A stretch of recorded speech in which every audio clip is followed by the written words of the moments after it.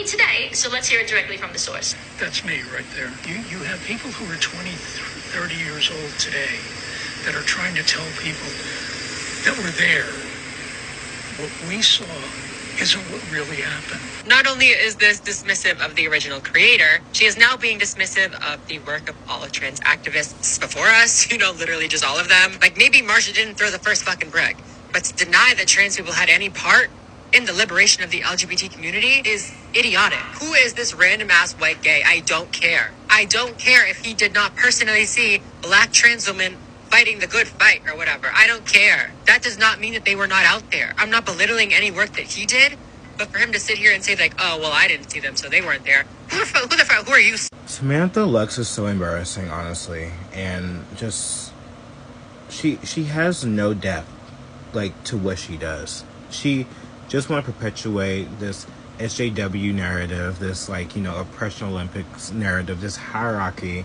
in, like, the LGBT community, just to seem like that she's above everyone, that gays should look up to every trans person simply because they are trans.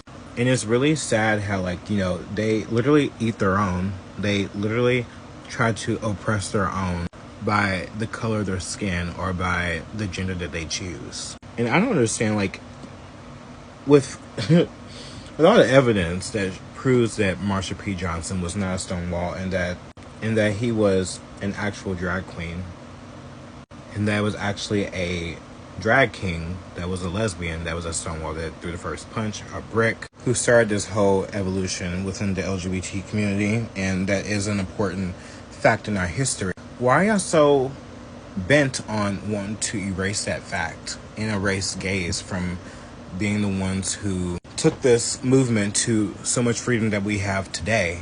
And no, I'm not saying that, like, there were probably no trans people, that was fighting a good fight back in the day. Obviously, no one is. But the point is, though, it's like, no one owes you anything. No one owes you anything. You haven't done anything but run your mouth and get FFS and just be pretty and just talk. You do the bare minimum and have always done the bare minimum and will continue to do the bare minimum, only just to cause more divide and more of that oppression Olympics in the community that you are in.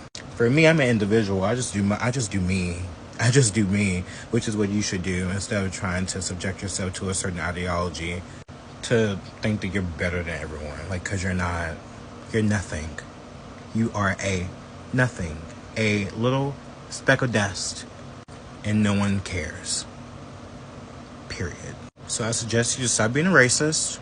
Stop trying to look down on white people, and stop trying to look down on people who are actually there, that actually saw with their two eyes what was there. You wasn't there. How can you belittle his experience?